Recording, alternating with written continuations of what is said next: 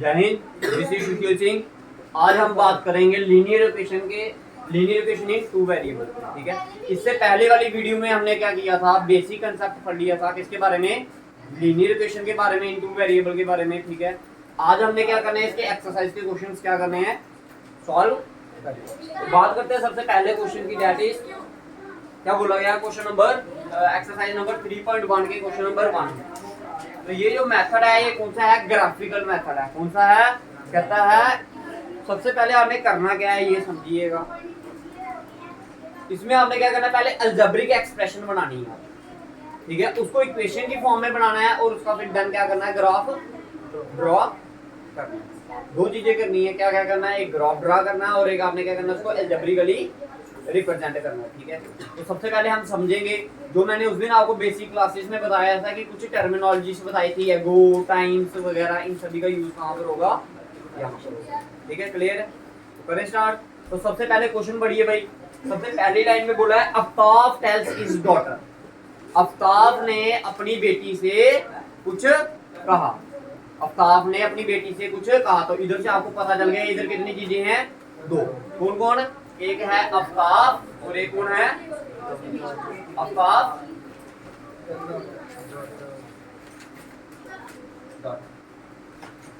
Clear है जी। सबसे पहले आपको पता चल गया कि दो बंदे हैं इधर।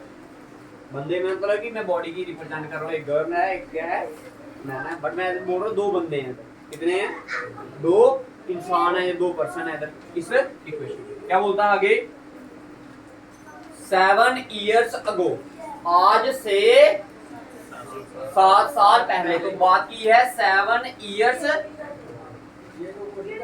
ago। तो इन सभी का मतलब आपको बताया गया है, ago का मतलब पहले। ठीक है, 7 साल पहले। आई कौन है, इसने कौन बोल रहा है, आफ्ताब बोल रहा है। कहता आई वास का मतलब क्या बताया आपको, बताया था कुछ, इक्वल। आई कौन है इधर, आफ्ताब है, वास का मतलब क्या बताया गया आपको, इक्वल। कहता है आई वास 7 टाइम्स। 7 टाइम्स का मतलब 7 मल्टीप्लाई बताया था आपको। क्या बोला, नेक्स्ट वर्ड क्या बोला है, 7 टाइम्स। कितना times, 7 times as old as you. किससे ओल्ड, यू कौन है इधर, भाई कौन बोल रहा है, आई कौन है, आफ्ताब। कहता है मैं 7 गुना क्या हूं, बड़ा हूं किससे, तेरे से। तेरा कौन बोल रहा है इधर, आफ्ताब की। तो क्या आपको आफ्ताब की एज पता है, नहीं पता। आफ्ताब की डॉटर की एज पता है, नहीं पता। तो सबसे पहले लेट कीजिए, देखो let the age of Aftab be x year. Let the age of Aftab by exercise 3.1 question number 1, let the age of Aftab be कितना, x। मान लेते हैं जो आफ्ताब है उसकी एज कितनी है, x ईयर। तो एज ऑफ आफ्ताब्स डॉटर, क्या उसकी डॉटर की एज पता है आपको, क्या मान लो, y ईयर्स। अब आगे क्वेश्चन में क्या बोला गया था, 7 years ago, मतलब आज से 7 साल बाद। 7 years ago, भाई आज से 7 साल बाद आफ्ताब की एज कितनी हो जाएगी, भाई आज से 7 साल पहले। 7 years ago, आज से 7 साल पहले। अगर आज आपकी एज कितनी है, 10 साल, तो 7 साल पहले कितनी होगी, 3। क्या किया आपने, 10 में से क्या निकाला, 7 बाहर निकाला। आज आफ्ताब की एज कितनी है, x, तो 7 साल पहले x - 7 ईयर। आफ्ताब डॉटर की एज कितनी हो जाएगी,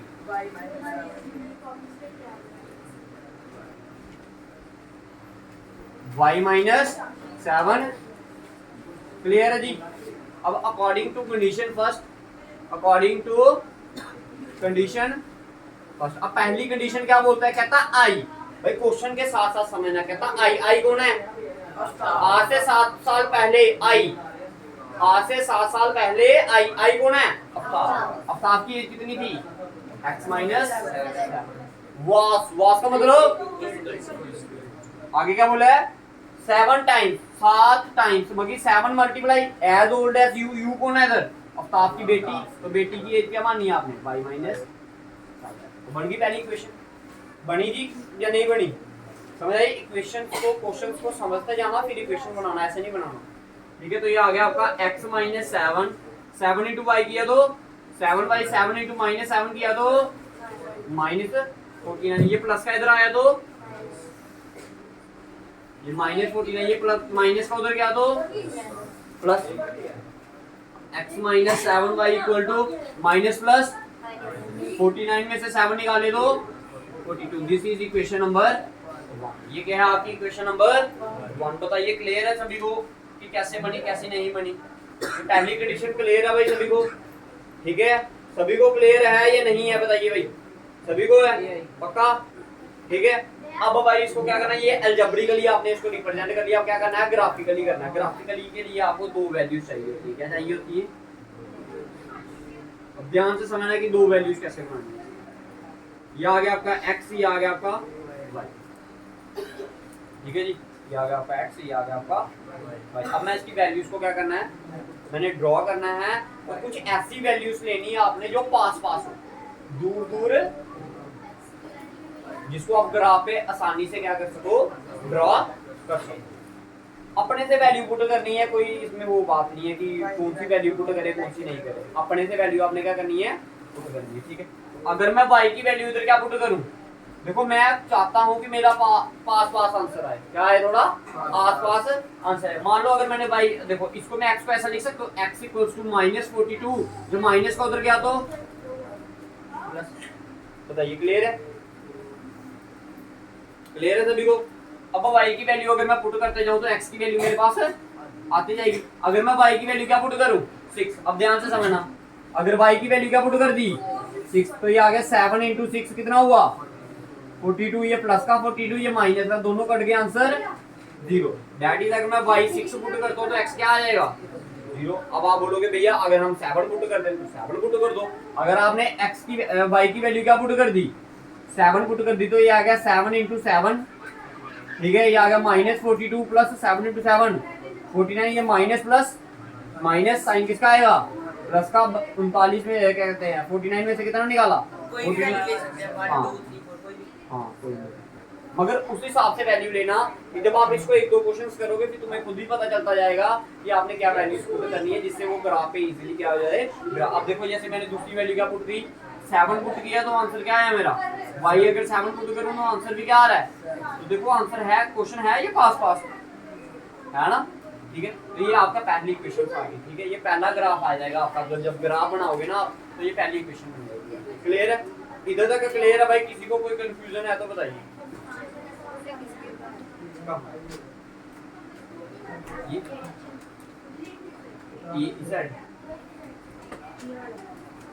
ये देखो क्वेश्चन में पढ़ो ना। क्वेश्चन में क्या बोला? देखिए पढ़िए, क्वेश्चन में कहता है आई वॉस 7 टाइम्स।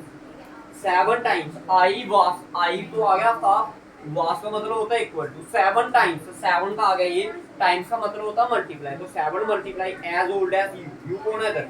अब आपकी बेटी। तो यार समझ आया? बुक ना, बुक को खोलो फिर लगेगा कब नहीं, बुक लो ना भाई, फिर ऐसे कैसे समझ आएगा? तुम घर से कैसे निकालोगे तुमको? समझ आ गया? मक्की जब देखो इसके आसपास आप कोई भी वैल्यू ले लो, आपने चेक ही करना। देखो हर एक वैल्यू के लिए आपका आंसर सेटिस्फाई करेगा। ये नहीं है कि मैं अगर 7 पुट कर रहा हूँ तो अगर आप 3 पुट करोगे तो आपका गलत होगा। नहीं, आप 3 पुट करके चेक करो। ठीक है, फिर आपका आंसर कितना आएगा? देखो अगर आप बोलते हो, अब आप बोल रहे हो कि किसके आसपास, छोड़ो किसी के आसपास नहीं पुट करनी। अब आप क्या करो? वैल्यू 3 पुट करो। तो अगर मैं इधर 3 पुट करता हूँ, ये आ गया माइनस 42 प्लस 7 इंटू क्या बोला? 3 बोला ना आपने? 7 इंटू 3 21, माइनस प्लस माइनस, ये आ गया माइनस 21। एक वैल्यू 3 आ रही है, दूसरी क्या आ रही है? माइनस 21। तो जब आप ग्राफ पे बनाओगे ऐसे करके, आप ये आपने एक वैल्यू ली 0, ये ली आपने 1, ये 2, ये 3, ये 4, ये 5। अब बताओ 21 कहाँ आएगा? इतना बड़ा पेज है आपके पास? नहीं है ना। तो कुछ इस हिसाब से वैल्यू पुट करना कि वो पेज पे आ जाए। अब समझ आया किसके आसपास, ठीक है।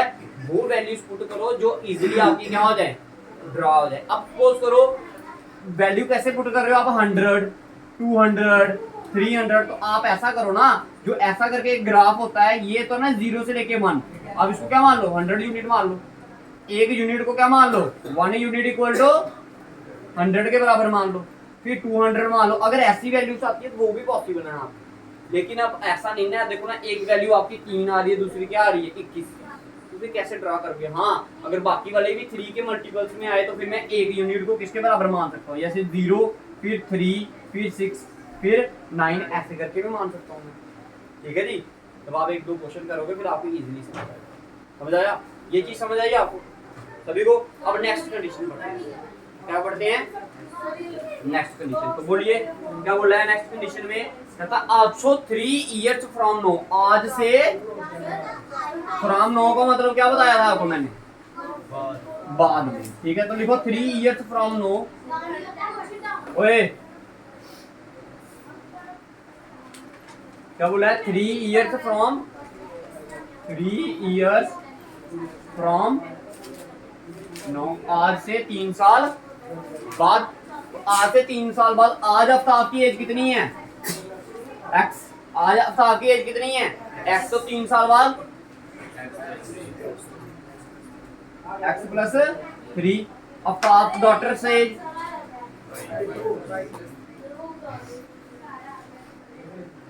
समझ आ रहा है भाई क्या बता रहा हूं मैं आपको, ठीक है। अब अकॉर्डिंग टू कंडीशन सेकंड, पढ़िए आगे वाली कंडीशन क्या बोल रहा है आपने, कहता आई कौन है, आफ्ताब मैंने लिख दिया x प्लस आई, क्या बोला आगे वर्ड, शैल बी, शैल का मतलब क्या बताया था, ठीक है। शैल बी आगे बोला है 3 टाइम्स का मतलब as old as y minus 3 हाँ एज, ठीक है। तो क्या आएगा एज ओल्ड एज यू, तो क्या आएगा y प्लस 3।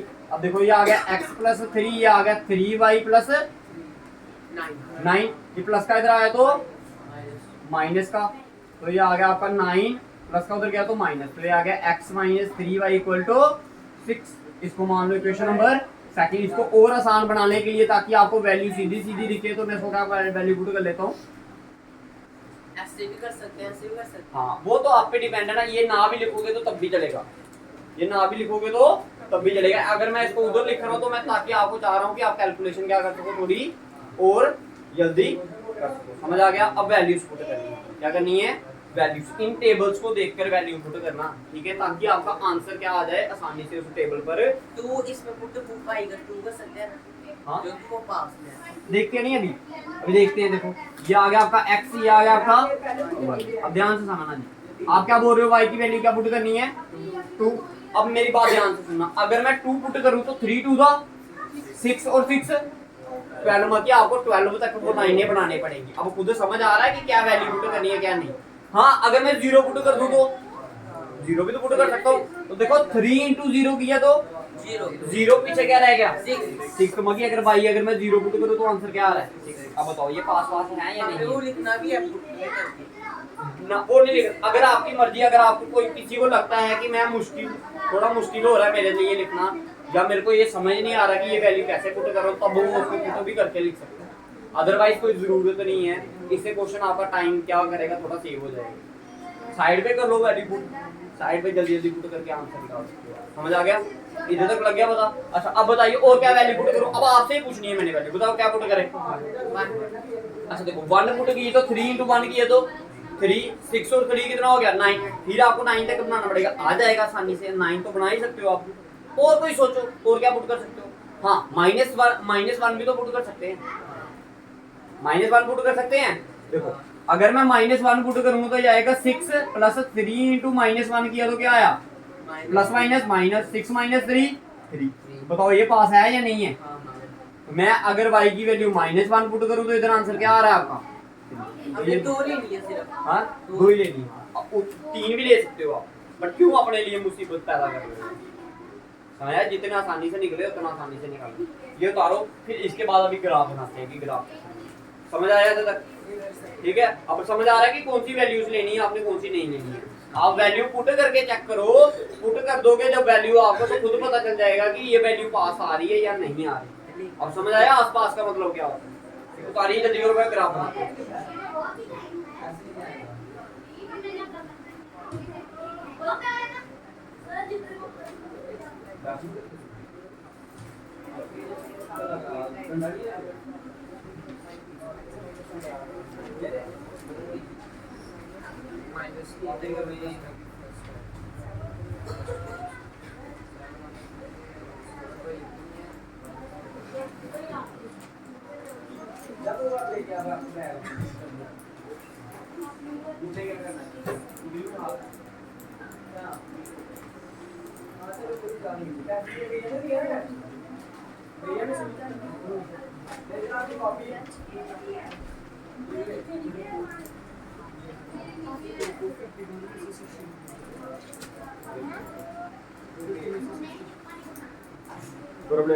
हो गए, बना दिए भी, ठीक है जल्दी करो। अब देखिए, अब आपने क्या करना है था, ग्राफ क्या बनाना है, मिटा दो इसको साइड वाला, ठीक है।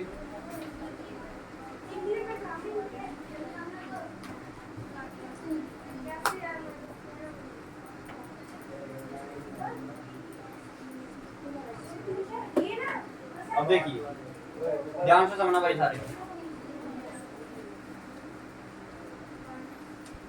ये आ गई आपकी कौन सी एक्सिस,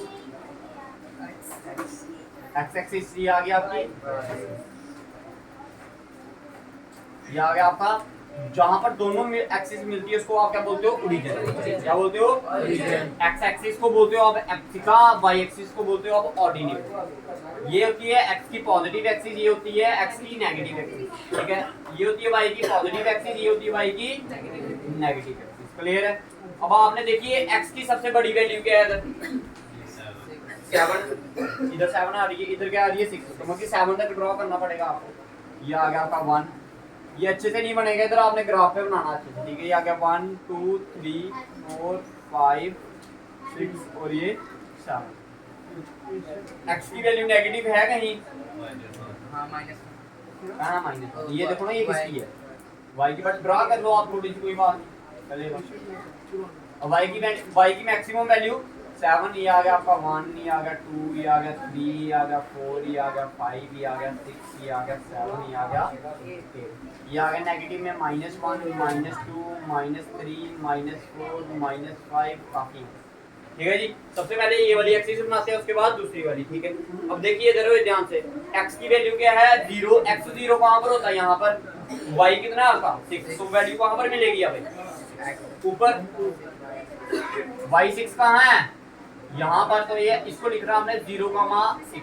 हमेशा याद रखना, पहले x का पॉइंट लिखते हैं फिर किसका लिखते हैं, y का। पहला वाला पॉइंट क्लियर हुआ, 0,6 कैसे रिप्रेजेंट किया, x 0 कहाँ था यहाँ पर, y 6 कहाँ है यहाँ पर। नेक्स्ट पॉइंट क्या है, x भी 7 y भी 7, x 7 कहाँ है यहाँ पर, y 7 कहाँ है यहाँ पर, तो कोई पॉइंट एक आपका यहाँ पर, ठीक है। इस पॉइंट को नाम दे दो 7,7, और एक लाइन इधर से आपने क्या कर देनी, इनके सेंटर में से पास कर देनी। अब मैंने उस दिन आपको, जब मैं समझा रहा था उस दिन मैंने आपको क्या समझाया था, जब भी आप लीनियर इक्वेशन का ग्राफ बनाओगे वो हमेशा आपको क्या देगा, स्ट्रेट लाइन। तो दी स्ट्रेट लाइन या नहीं दी, ठीक है। अब इस इक्वेशन का नाम देखना है, इस इक्वेशन को नाम क्या दिया था, फर्स्ट इक्वेशन क्या मानी थी आप,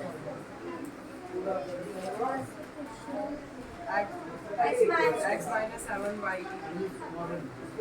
7y = ठीक है। तो ये इसी लाइन पर हमने क्या बना दिया इसकी इक्वेशन, क्लियर है। अब आपने क्या करनी है दूसरी वाली इक्वेशन, x की वैल्यू 6, x की वैल्यू क्या है 6, y क्या है 0, तो y 0 ये है, x 6 कहाँ है यहाँ पर, तो पॉइंट क्या आ जाएगा, ये क्या आएगा, ये 0,6 आएगा या 6,0। पहले किसका पॉइंट लिखना है, x का पॉइंट लिखना, तो x 6 y 0। अगला वाला पॉइंट बोलिए, x 3 है, y x 3 कहाँ पर है यहाँ पर, y -1। देखो इधर से ऐसे ऐसे करके आना होता है, इधर से ऐसे ऐसे करके, जहाँ पर ये जुड़े उधर पॉइंट क्या आ जाएगा आपका, ये आएगा 3, इसको दोनों को आपने क्या कर देना है ऐसे करके। ये देखो, अब देखिए इधर से, अब इधर बोर्ड पे तो ज्वाइन नहीं होगी, मगर एक ऐसा पॉइंट आएगा जब ये दोनों लाइनें आपस में क्या कर जाएंगी, जुड़ जाएंगी। अगर ये लाइनें जुड़ जाएं, भाई ध्यान से सुनना, तीन टाइप के सॉल्यूशन होते हैं भाई, तो ध्यान से सुनना। एक होता है ये वाला सॉल्यूशन, ये आपको नेक्स्ट एक्सरसाइज में पढ़ाया जाएगा, ठीक है। अगर लाइनें आपकी इंटरसेक्ट कर जाएं तो उसको उसमें x की वैल्यू भी एक होती है, y की वैल्यू भी क्या होती है एक। जहां पर वो इंटरसेक्ट करते हैं वो पॉइंट क्या देता है हमें, सॉल्यूशन देता है किसका, x और y का। x की वैल्यू उधर क्या है, y की वैल्यू क्या है। जैसे समझो ये फर्स्ट इक्वेशन, ये सेकंड इक्वेशन, जहां पर ये दोनों लाइनें आपस में क्या करेंगी, इंटरसेक्ट करेंगी, वो हमारा क्या होगा, x और y क्या होगा, आंसर होगा वही, इनकी क्या होगी a। अब इधर टेबल पे, इधर बोर्ड पे तो पॉसिबल है ये ज्वाइन करना, ये ऐसे करके कहीं पर ज्वाइन करेंगे। जब आप ग्राफ पे बनाओगे कहीं ना कहीं पर ये क्या करेंगी, ज्वाइन, वही क्या होगा आपका आंसर होगा। समझ आ गया। तो ये क्या था आपका, ये आपने इसको अलजेब्रिकली भी रिप्रेजेंट कर दिया और इसको ग्राफिकली भी रिप्रेजेंट कर दिया। इस पे आपने क्या करना है, इसका नाम लिख देना है। इसका नाम क्या था दूसरी इक्वेशन का, x - 3y उतारिए ग्राफ पर, ग्राफ पेपर पे बना के लाना आपने कल, ठीक है। इसको इसके बाद अगला वाला क्वेश्चन आसान है, जल्दी कीजिए,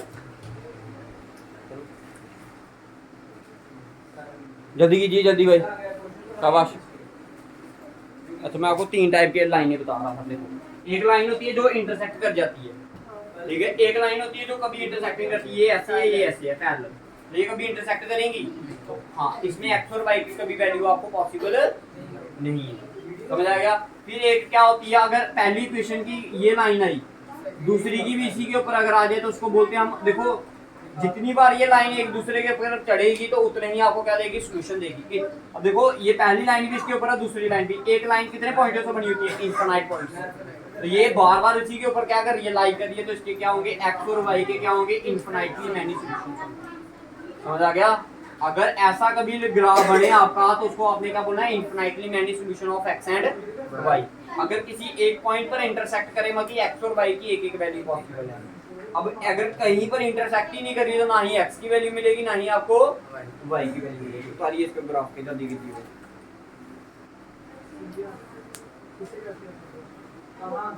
ठीक है, तो ये था आपका क्वेश्चन नंबर। अब करते हैं क्वेश्चन नंबर सेकंड। पढ़िए सारे क्वेश्चन, पढ़िए शाबाश।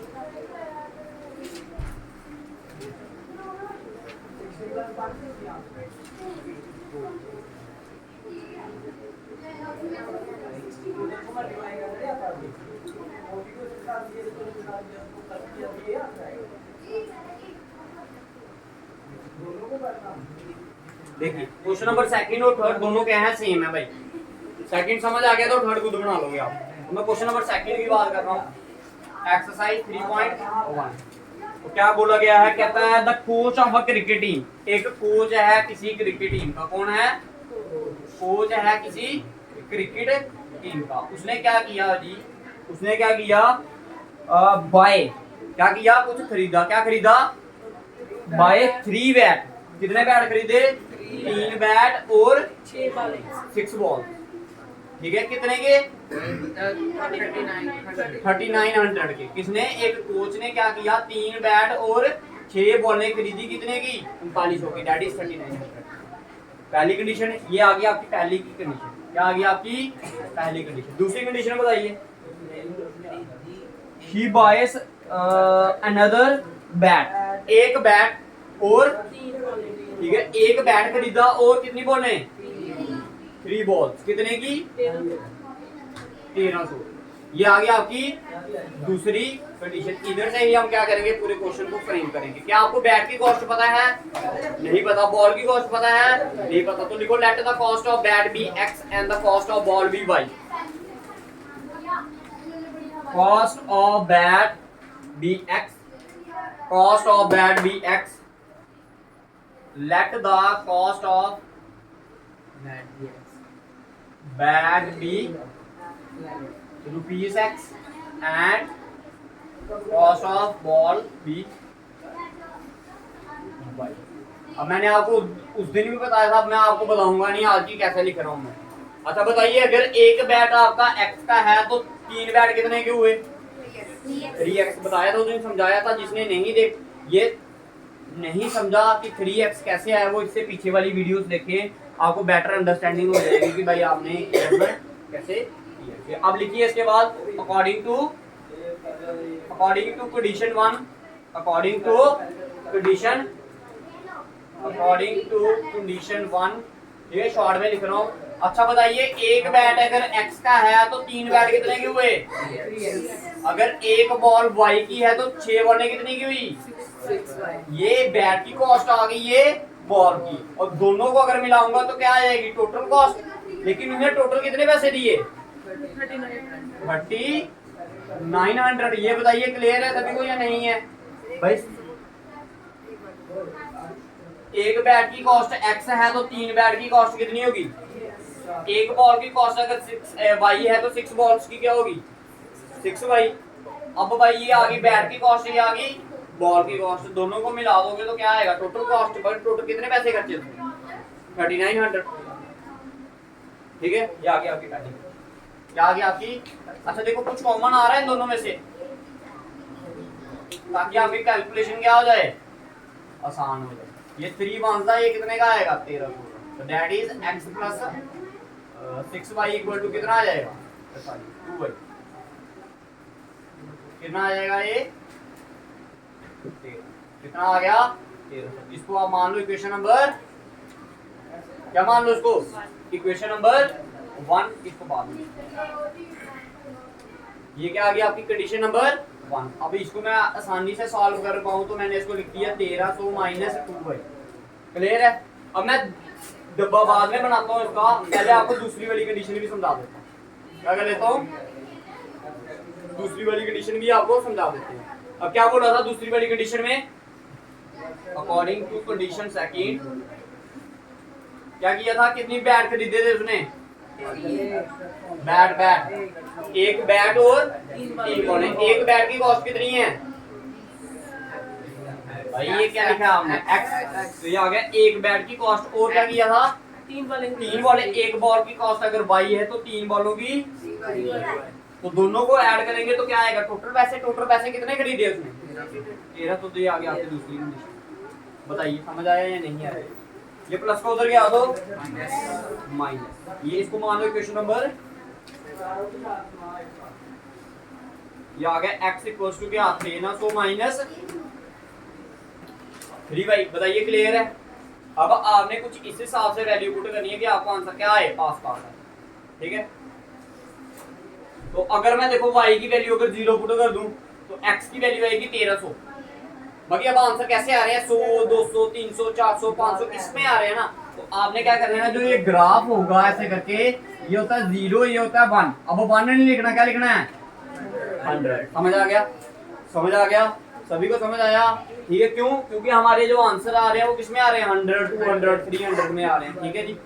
अब देखिए भाई, अगर मैं y की कॉस्ट क्या लिखूंगी, आंसर मेरा पास आए तो क्या करना? हमेशा एक ट्रिक याद रखना, इसकी आधी वैल्यू पुट करो।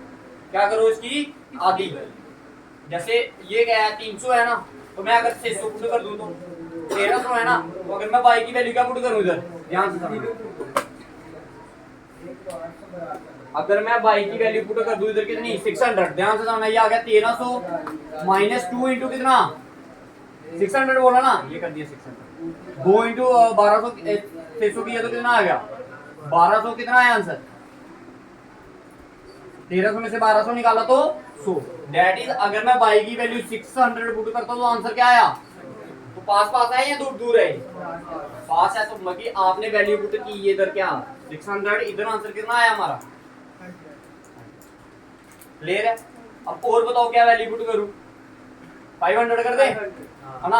अगर 500 वैल्यू पुट करूंगा तो 2 इंटू 500 किया तो कितना हो गया?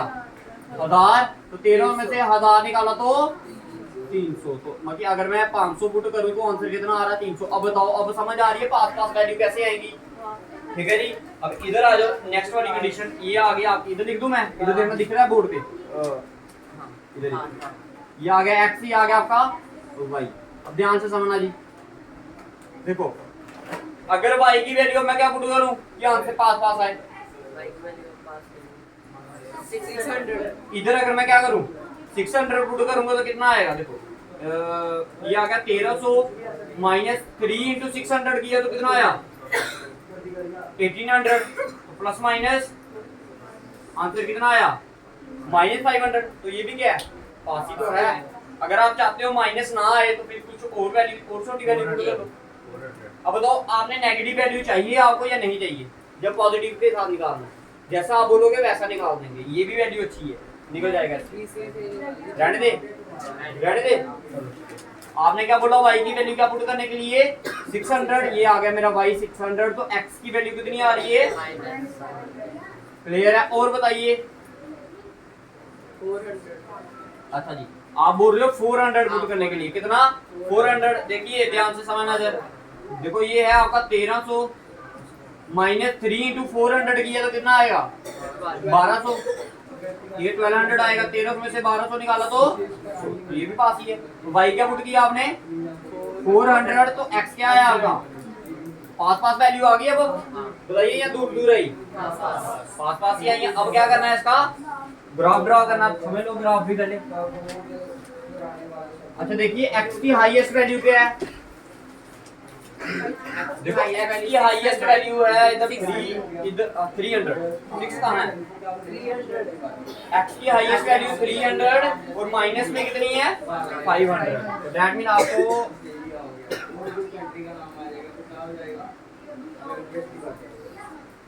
हंड्रेड 200 300 400 इधर काफी है इतनी, ठीक है। इधर कितनी है लास्ट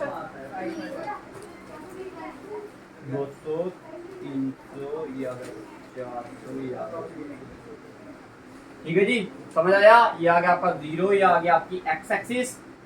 अब y की हाईएस्ट वैल्यू बताइए, तो y 6 है ना, 6 ही हाईएस्ट है ना, तो नेगेटिव में है नहीं है, तो अगर बनाना होगा तो बना लियो, नहीं बनाना होगा तो छोड़ देना। समझ आ गया, अगर होगी वैल्यू तो बना लेना, नहीं होगी तो छोड़ देना, ठीक है। तो हाईएस्ट वैल्यू क्या है इसकी 600 है ना, 100 200 300 400 500 600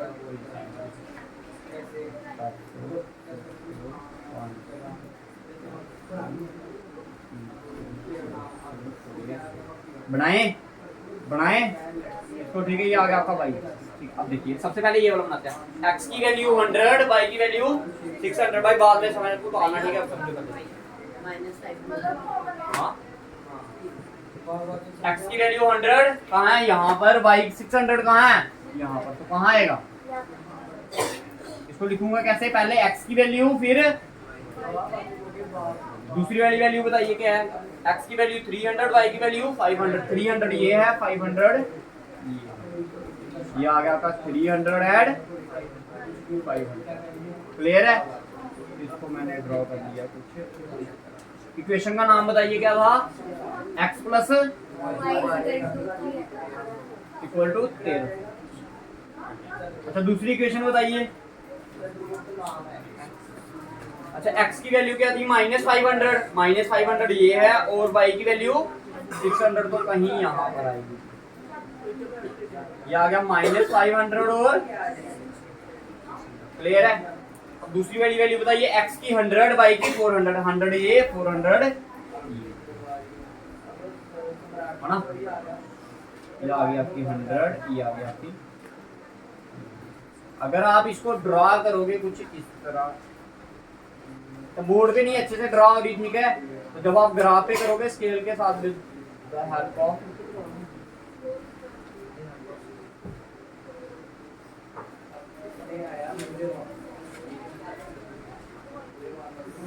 तो कुछ कैसे बनेगी, ये पैरेलल बनेगी लाइन, कैसे बनेगी पैरेलल, तो दैट मीन इसका सॉल्यूशन पॉसिबल नहीं होगा। क्या होगा इसका सॉल्यूशन पॉसिबल नहीं होगा। अगर आपकी इंटरसेक्ट करती है तो इंटरसेक्टिंग बना लेना। अब इधर से मैं डिटरमाइन अच्छे से नहीं कर पा रहा हूँ, ये इंटरसेक्ट करेगी यहाँ पर नहीं करेगी, बट जब आप ग्राफ में बनाओगे तो आपको फुल पता चल जाएगा कि आपकी ये लाइन इंटरसेक्ट करती है या फिर नहीं करती। तो ये आ गई आपकी दूसरी इक्वेशन, क्या नाम था इसका, x plus 3y equal to, मैंने बोला कि क्वेश्चन नंबर सेकंड और थर्ड क्या है, दोनों सेम। इधर बैट और बॉल की बात की गई है, पहले क्वेश्चन नंबर थर्ड भी देख लीजिए फिर उतारना। देखिए क्वेश्चन नंबर थर्ड में क्या बोला है, the cost of 2 kg Apple and 1 kg grapes.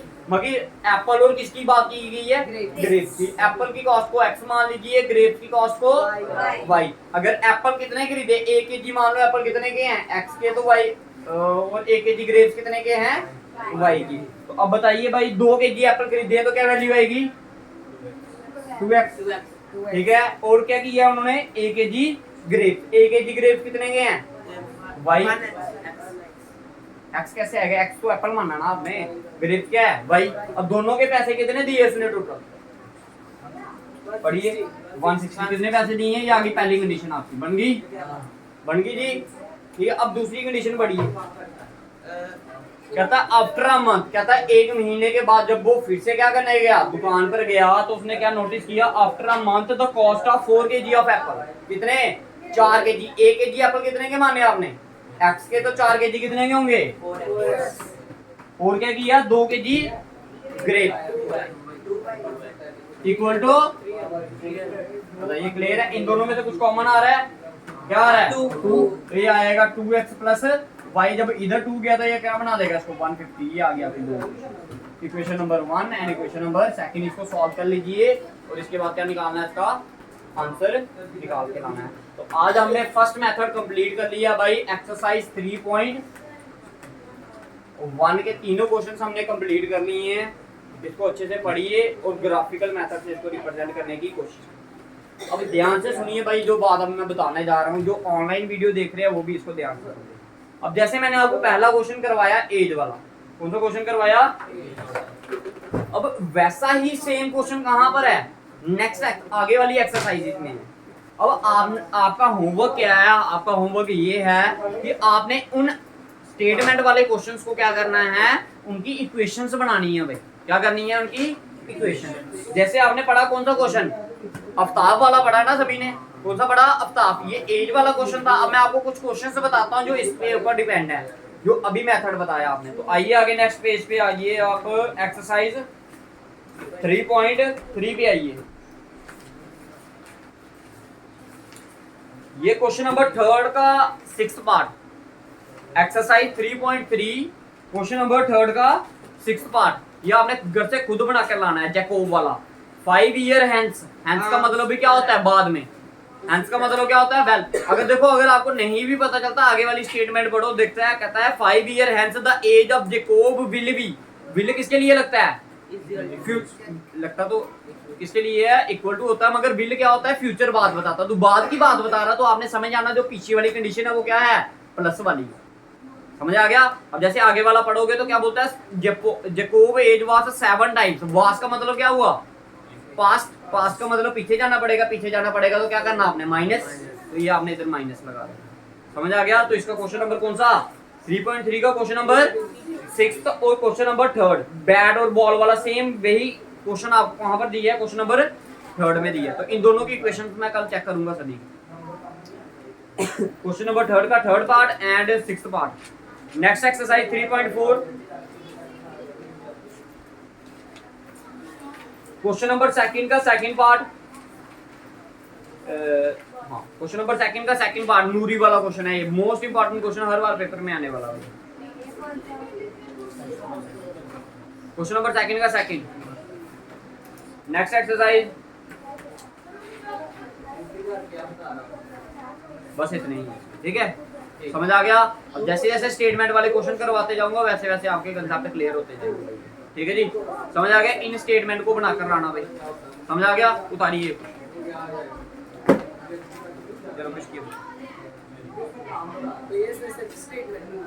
सिर्फ, हाँ आपने इक्वेशंस बना के लानी है।